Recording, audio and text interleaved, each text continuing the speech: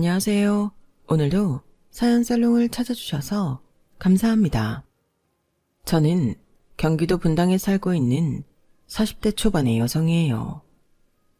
저는 몇 달 전 결혼 직전까지 갔다가 파혼을 선언했는데요. 적지 않은 나이에 결혼을 깬 거에 대해 안타까워하는 분들도 계시고 무슨 일 때문인지 궁금하신 분들도 계실 것 같아요. 하지만 그렇기에 더더욱 이 결혼은 아니라는 생각이 들었어요. 결혼이라는 게 두 사람이 더 나은 인생을 살려고 하는 거잖아요. 서로를 행복하게 해주기로 약속하는 거고요.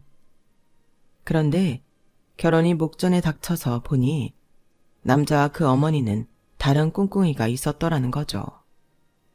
그것 때문에 스드메이에 이것저것 위약금이 처리되어 돌려받지 못한 돈이 있긴 하지만 그대로 결혼해서 평생 그 집 호구로 살며 끝없이 돈 뜯겼을 생각하면 액땜 수준이라고 생각해요.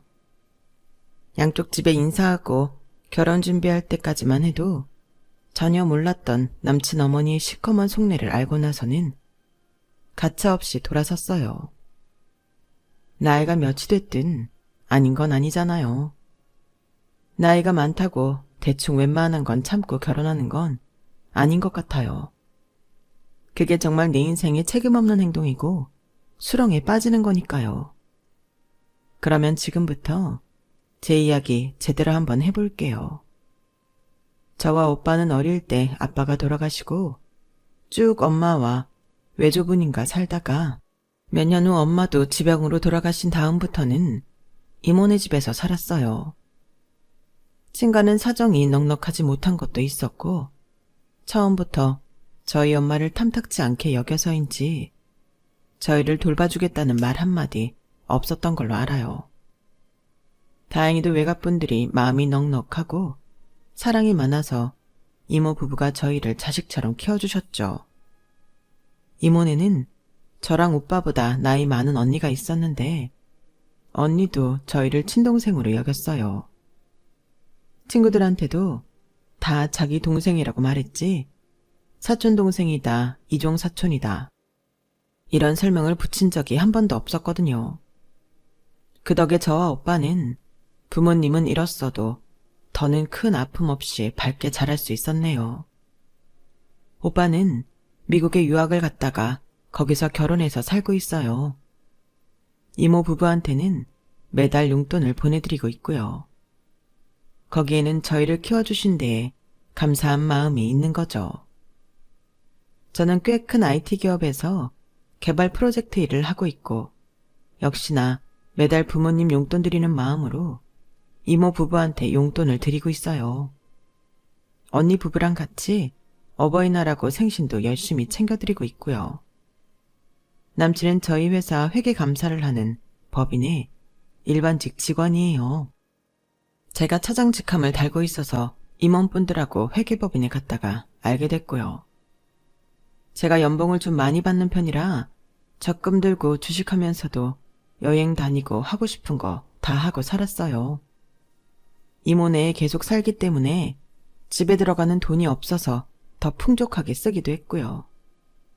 저한테 이모 부부는 다른 사람들한테 말할 때만 이모, 이모부라고 하지 집에서는 자연스럽게 엄마, 아빠라고 부르거든요.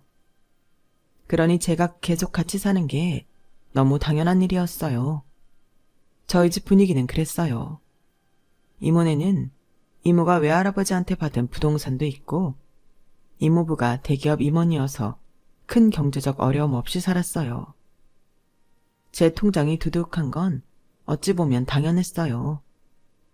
남친과 1년 반 정도를 사귀다가 결혼하기로 결정하면서 서로 재정을 공개하게 됐는데요. 남친은 돈을 정확히 1,200만 원 쓸 수 있다고 하더라고요. 그게 결혼 비용으로 쓸 수 있는 전부였던 거예요. 너무 걱정하지 마. 엄마가 우리 신혼집 자금은 대준다고 했거든. 너랑 내가 동갑이라고는 해도 나는 군대 갔다 와서 공시생하다가 포기한 시간이 있어서 사회생활 시작이 늦었잖아. 그러다 보니 직장생활도 10년 좀 안 됐고 그동안 대학교 등록금 대출받은 것도 갚고 이것저것 들어갈 때가 많았어. 그런 걱정 없이 편하게 산 윤정이 너랑은 경우가 다르잖아. 뭐 혼사가 이렇게 다 어그러지게 된 것도 결국 돈 때문이긴 한데요.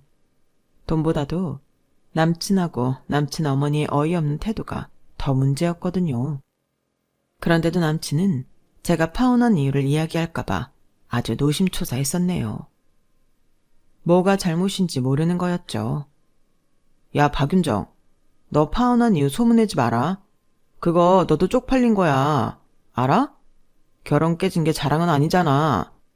나도 아무 말 안 할 거니까 너도 그러는 거 다 입국 닫으라고. 알았지? 이런 거는 그렇게 해달라고 부탁해야 되는 거 아니야? 어째 말하는 게 명령조다. 어쨌든 내가 먼저 나서서 말하고 다닐 일은 없을 거야. 너만 잘하면 말이야.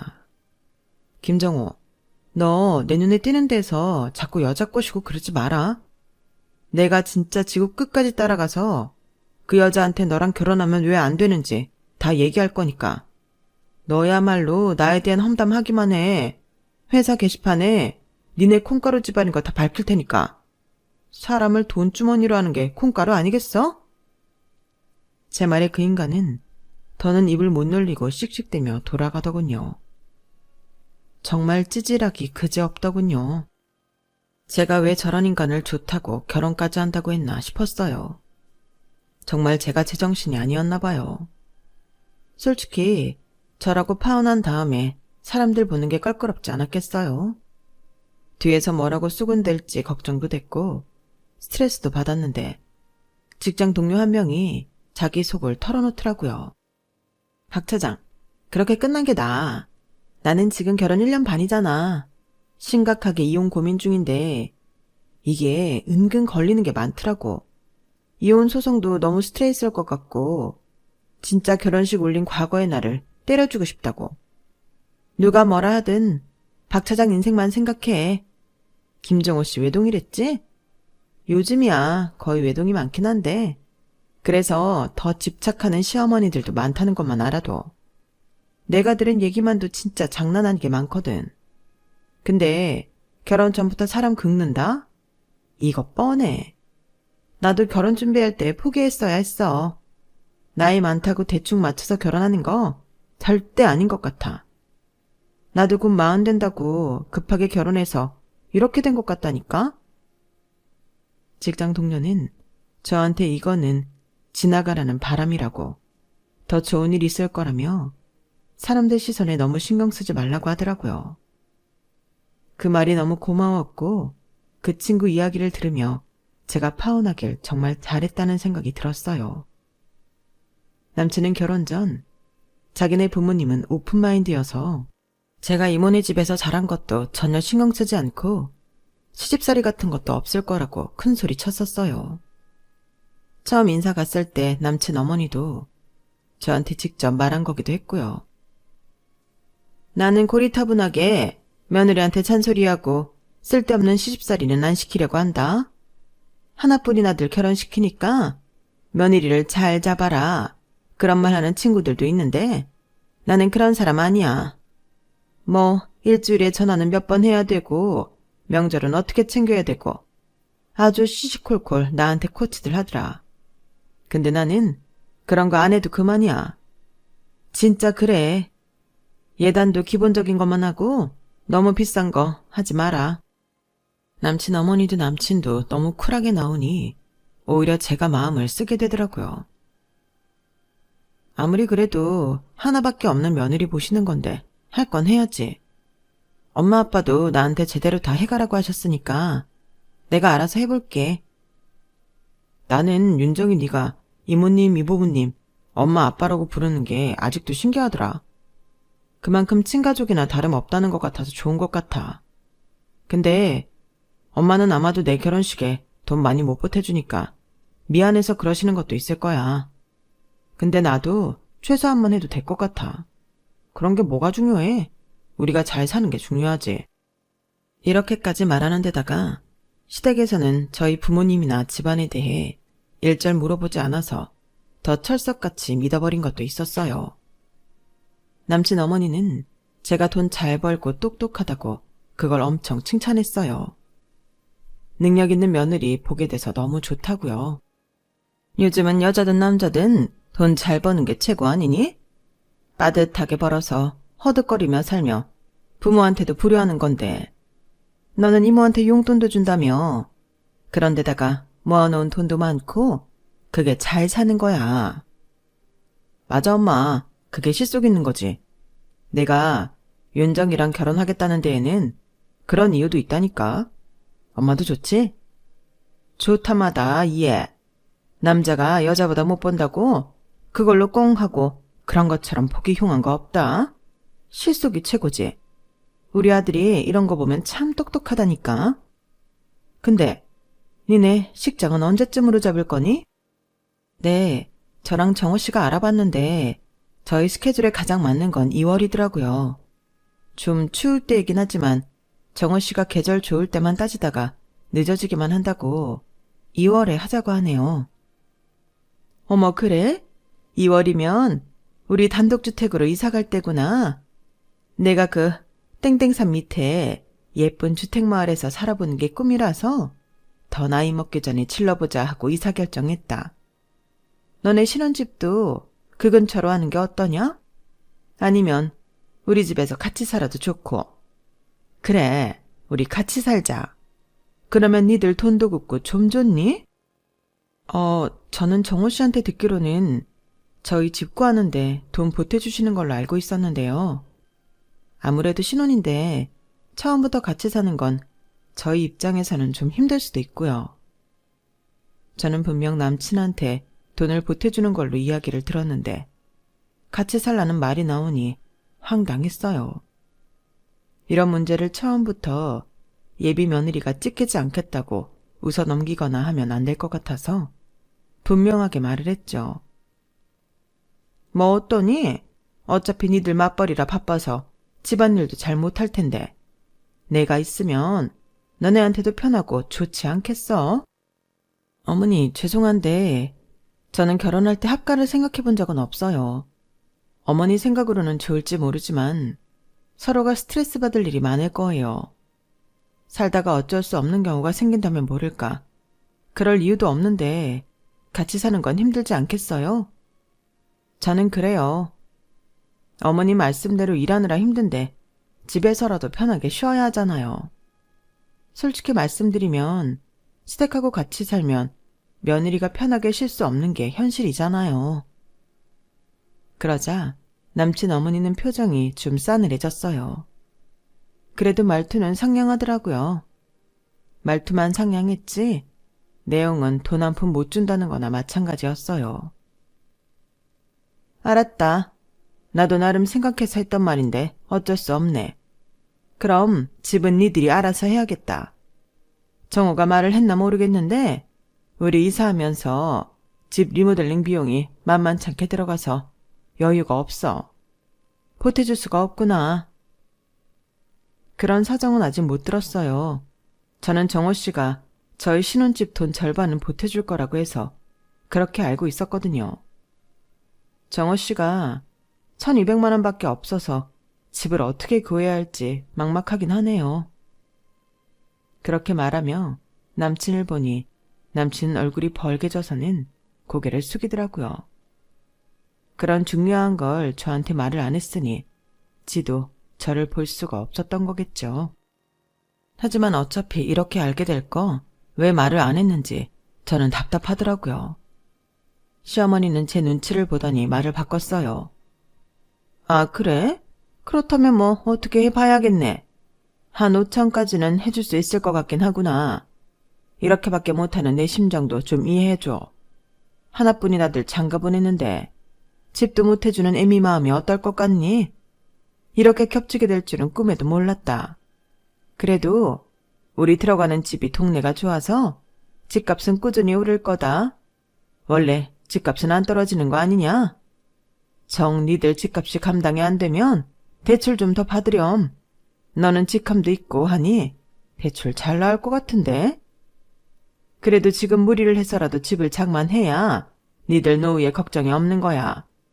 아직 젊으니까 일 열심히 해서 갚으면 되는 거고.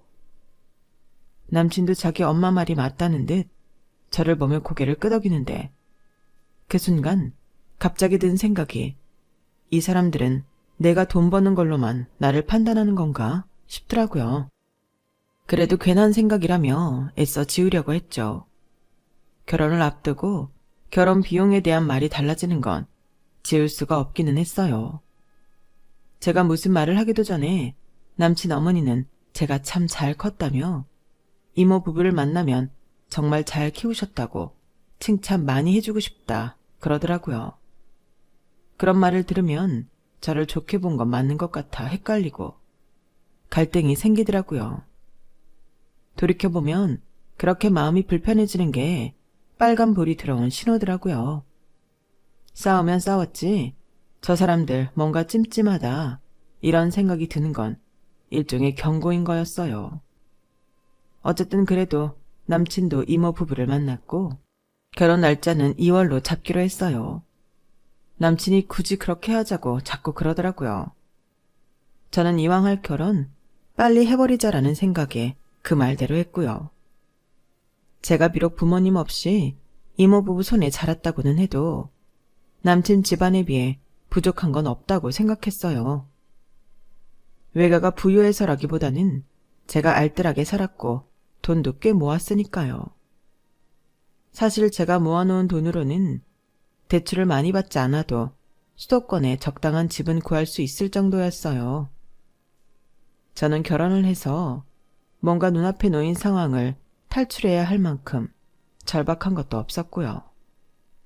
그래서인지 결혼 날짜를 잡아놓고도 식장 예약이 좀 꺼려지는 게 남친 말이 앞뒤가 안 맞아서였거든요. 제가 좀 뜸을 들이자 남친은 지가 직접 가서 예약을 했다고 하더군요. 그날 저녁 저를 만난 남친은 이리저리 제 안색을 살폈어요. 윤정아, 너 혹시 요새 무슨 일 있어? 아니면 우리 집 인사하고 뭐 마음에 안 든 거야?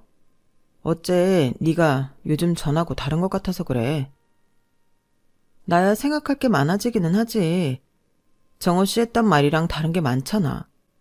정호 씨 말로는 집값은 정호 씨 집에서 해준댔는데 결혼 비용 다 해서 5천 이상은 절대 무리라고 하는 것도 그렇고 갑자기 집에 들어와서 살라고 하니 안 놀랄 수 있어? 그런 말 전혀 없었잖아. 그거 중요한 문제야. 우리가 앞으로 같이 살아야 되는데 나한테 그런 중요한 일을 알려주지도 않고 다른 사람한테 듣게 하면 안 되잖아.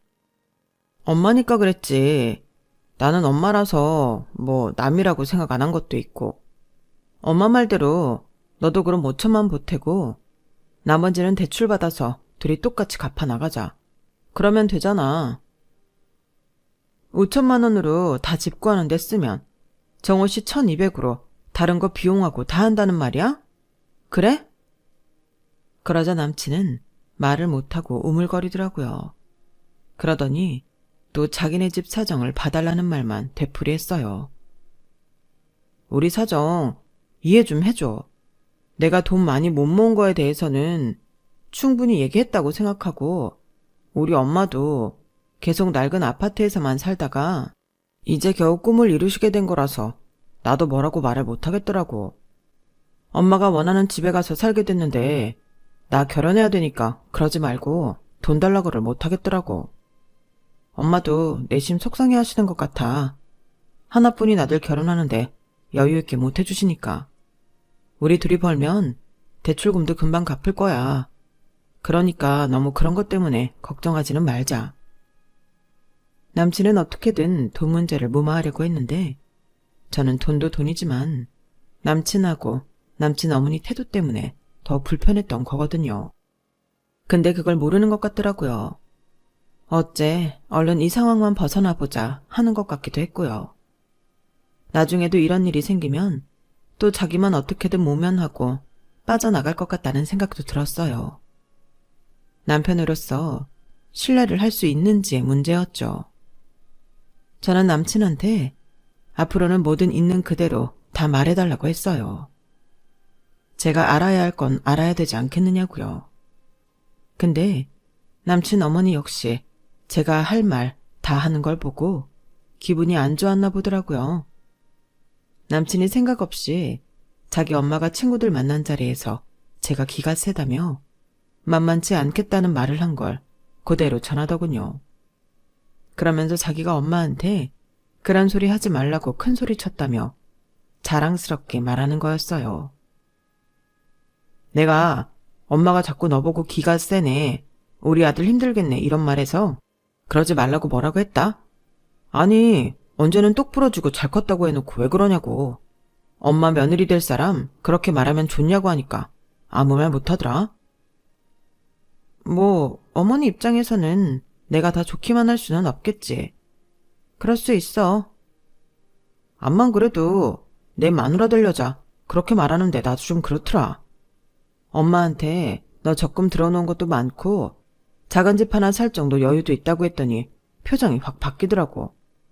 갑자기 막 너에 대한 무한 애정이 솟구치는 것 같다고나 할까? 내가 이렇게까지 해놨으니까 너에 대해 어디 가서 이상한 말은 못 하실 거야.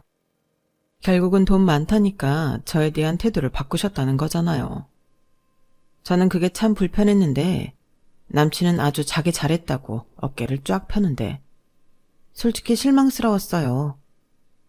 그 뒤로 훈수 같은 것 때문에 남친 어머니를 몇 번 만났는데 남친 어머니는 저한테 돈 얘기를 하지는 않았어요. 알아서 잘할 거니까 걱정 안 한다는 말만 하더라고요. 그리고 제가 돈이 있다는 걸 알아서 그런지 몰라도 함부로 대하진 않았어요. 오히려 꽤나 값나가는 식당에서 밥을 사주기도 하고 잘해주려고 하더라고요. 저는 속으로 사람들 다 돈 있다고 하면 저라는 거지. 어쩔 수 없는 거다 하며 애써 나쁜 생각을 안 하려고 했어요. 사실 돈이라면 다들 그 앞에서 굴복하는 세상이잖아요. 순수하게 사람만 봐달라고 하는 건 너무 순진한 생각이라는 걸 알고는 있었죠. 그래도 씁쓸한 건 어쩔 수 없더라고요.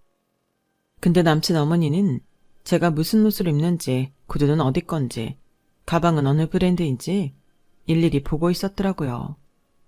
그걸 어떻게 알았냐 하면 한 번은 남친 어머니가 친척분을 모시고 나왔는데 그분한테 제가 이렇게 센스 있고 고급지게 이런 브랜드 가방도 있고 구두도 있다 그랬거든요.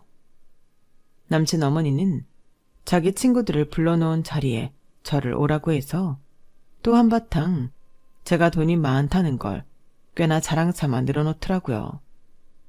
그러자 어느 친구분이 안 입고 온 표정으로 이렇게 말했어요. 숙자너, 저번에는 네 며느리감 기 세다고 뭐라 하지 않았어? 키가 세도 돈 많은 건 좋은가 보다? 예, 그런 말은 그냥 하는 소리지. 너는 뭐 그런 걸 그렇게 새겨듣고 그러니? 너 우리 며느리 질투나는구나? 이렇게 세련되고 고급진데 돈도 많아서? 저는 정말 민망해서 어디를 쳐다봐야 할지 모르겠더라고요. 남친이고 남친 어머니고 저에 대해 할 말은 돈밖에 없나 싶어서 슬슬 짜증이 나고 마음의 갈등이 확실하게 불편함으로 자리 잡게 되었어요. 그리고 얼마 안 돼서 남친 어머니는 저한테 자기 속내를 드러내고야 말았어요. 저희가 식장부터 잡아서 하나하나 처리하고 있을 때 혼수는 좀 나중에 하자 싶었는데요. 상견례 후에 혼수를 차차 마련할 생각이었어요. 그때까지도 집 계약을 하지 않고 있었고요. 남친은 집을 어디로 할 거냐며 자꾸 물어보기는 했는데 제가 마음을 못 정하고 있었거든요. 그렇게 차일피일 미룬 것도 어찌 보면 잘했던 것 같기도 해요. 계약금을 크게 날려먹지는 않아도 됐으니까요. 저는 남친과 집을 보러 다니다가 시댁하고도 친정하고도 가깝지 않은 데로 정했어요. 남친이 한 말도 있으니 저도 5천만 보태고 나머지는 대출받아서 둘이 똑같이 나눠 갚는 걸로 했고요.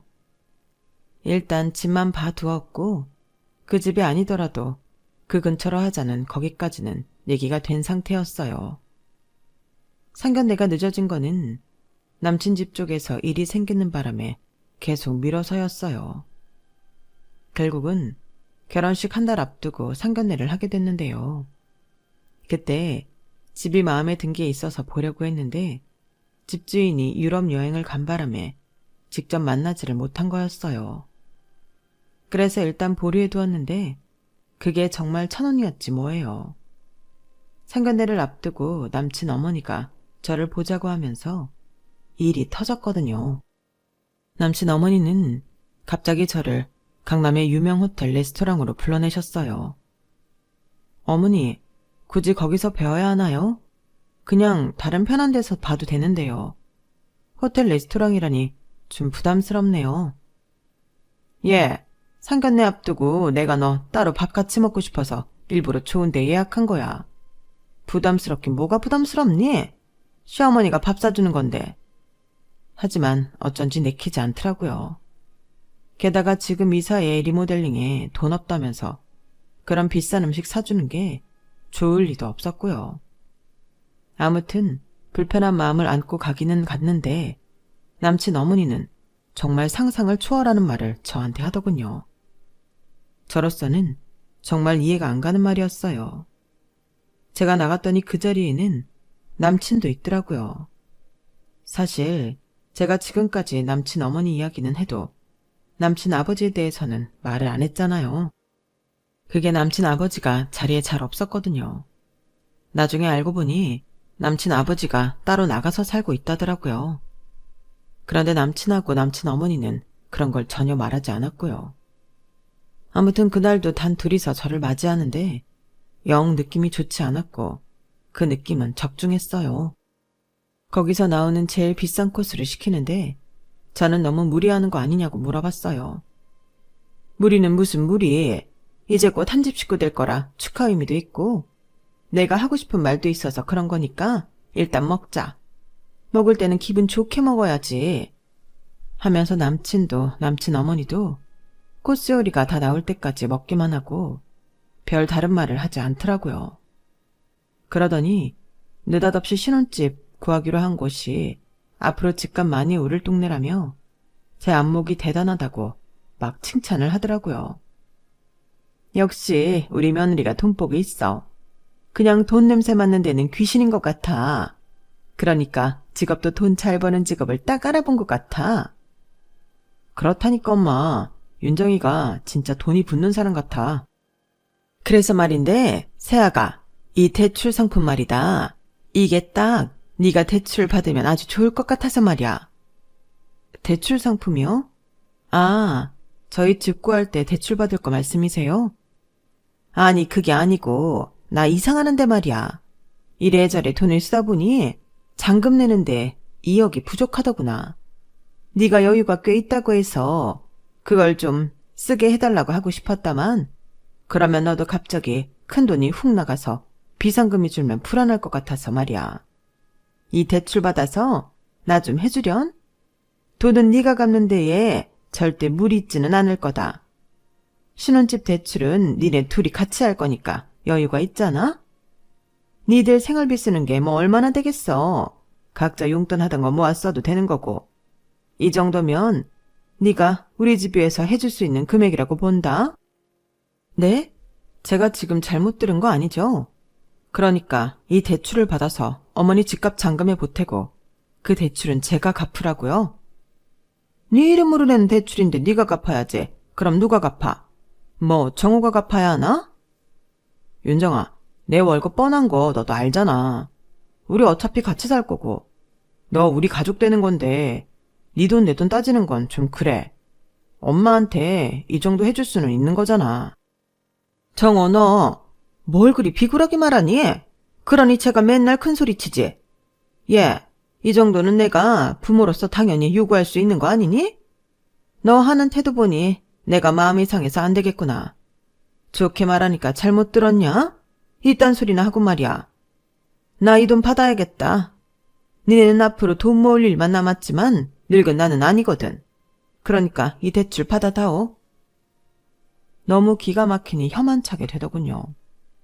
대출 상품은 10년 동안 갚아야 하는 거였고 그 기간 동안 저는 제가 쓴 돈도 아닌 것 때문에 제 생돈을 물어줘야 하는 건데 제가 자기 아들하고 결혼한다고 그걸 당연하게 요구하니 황당하게 그지없었어요. 자기야, 박윤정, 이 집 결국 우리 거 되는 거야. 나한테 형제가 또 있냐? 우리 집에 온리 원, 나 하나야. 엄마가 결국 그 집 우리 주지 누구 주겠어? 그러니까 미래를 위해 투자한다고 생각해. 정호 말이 맞다. 내가 이 집을 조카를 주겠니? 고모니한테 주겠니? 나 다 뜻이 있어서 지금 무리를 해서라도 좋은 집 얻는 거다. 이게 다 재산을 불리는 과정이라고 생각하고 지금 투자를 좀 하려무나. 다 서로 좋자는 거잖냐. 뭐가 서로 좋자는 거예요? 결국 그 집이 제 이름이 되겠어요? 어머니, 그 집 이름 제 명의로 해주실 거예요? 말씀해보세요. 제가 그렇게 말하자 남친 어머니와 남친은 서로 얼굴만 보며 아무 말도 못했어요.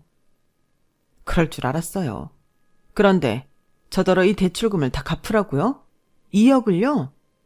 아니 저 생각해 주시는 척 저한테 그 돈 달라고 하려다가 대출 받는다고요? 어떻게 이런 억지를 부릴 수 있어요? 이 자리가 저 떠봐서 대출을 받을지 2억을 줄지 보려던 거군요. 너는 무슨 말을 그렇게 하니? 니네 둘이 계속 같이 벌 거니까 미래에 너네 집에 먼저 돈 좀 대라는 건데 그게 뭐 그리 나쁘다고 이래? 일단 대출 상품이나 제대로 보고 말해. 저야말로 제대로 말해야겠어요. 저 이 결혼 안 해요. 파혼한다고요.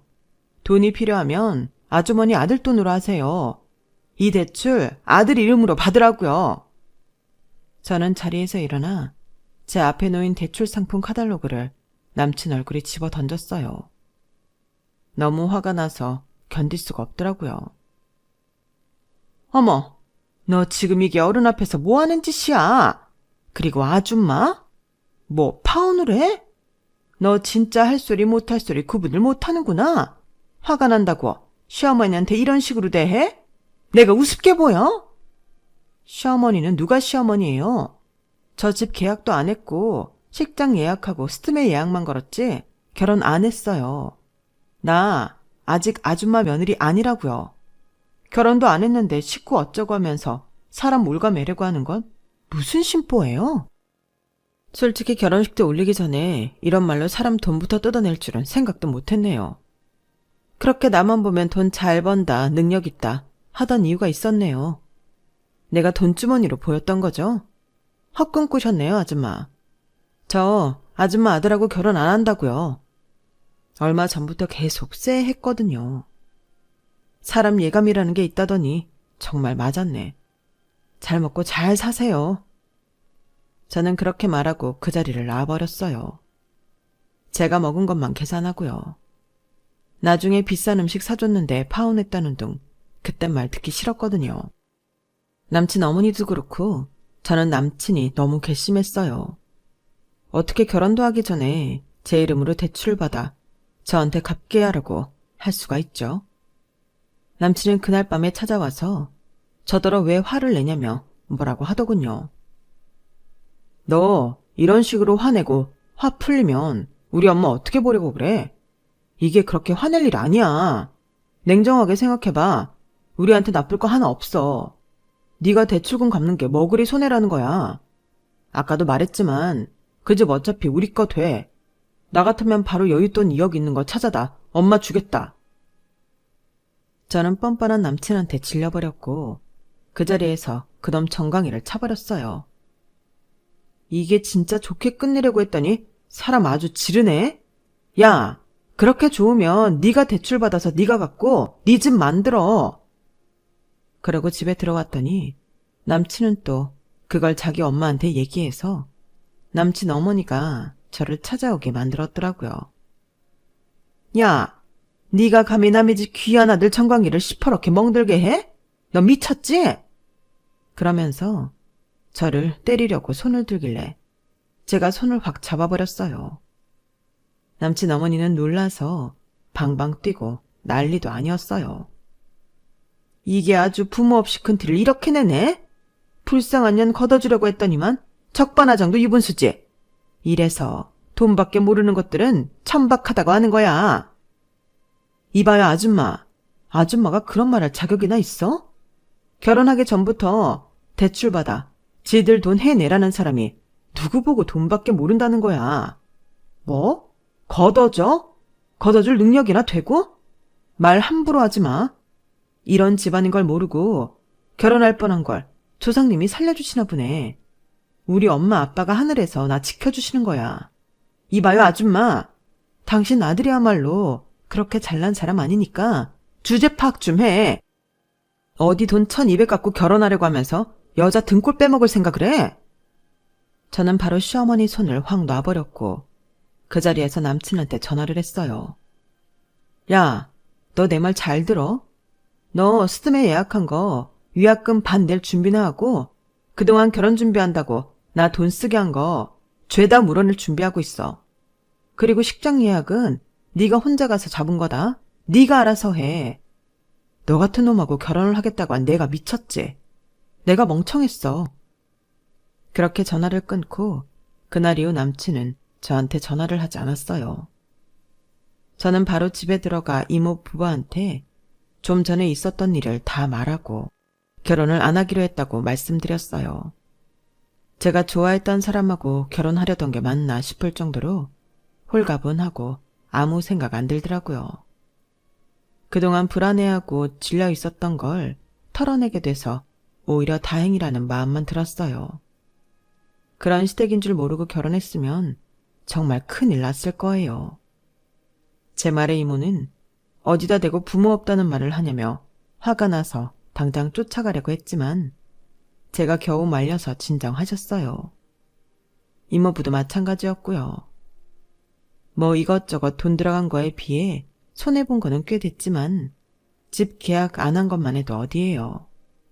저는 그 정도 손해는 앞으로 인생을 위해 수업비 냈다고 생각했어요. 남친한테도 돈 전부 계산해서 절반 내놓으라고 했고 연락이 없길래 회사로 찾아가자 놀라서 바로 돈을 보내줬어요. 그렇게 파혼을 하니 남친 회사에서는 좀 불편해했나 보더라고요. 그도 그럴게 저희 기업이 꽤 큰 고객인데 거기 개발 차장하고 파혼을 했고 이게 은근히 소문이 퍼져서 남친한테 책임이 있다는 게 알려졌나 보더라고요. 결국 그 회사에서는 남친을 지방에 있는 계열사로 내려보냈어요.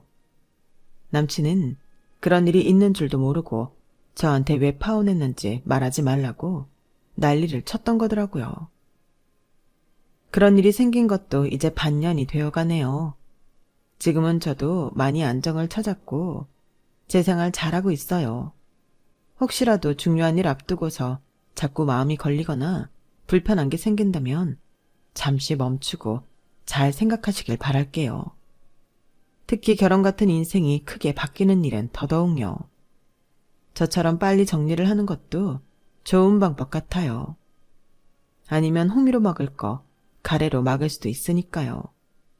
결혼은 저도 행복하고 상대도 행복해야지 특정한 사람만을 위해 제가 희생하는 건 아니라고 생각해요. 그럼 지금까지 제 이야기 들어주신 분들 감사드려요. 다들 행복하세요. 여러분, 사연 댓글에 응원과 현명한 조언 부탁드려요. 좋아요와 구독은 저에게 큰 힘이 됩니다. 오늘도 좋은 일 가득하세요.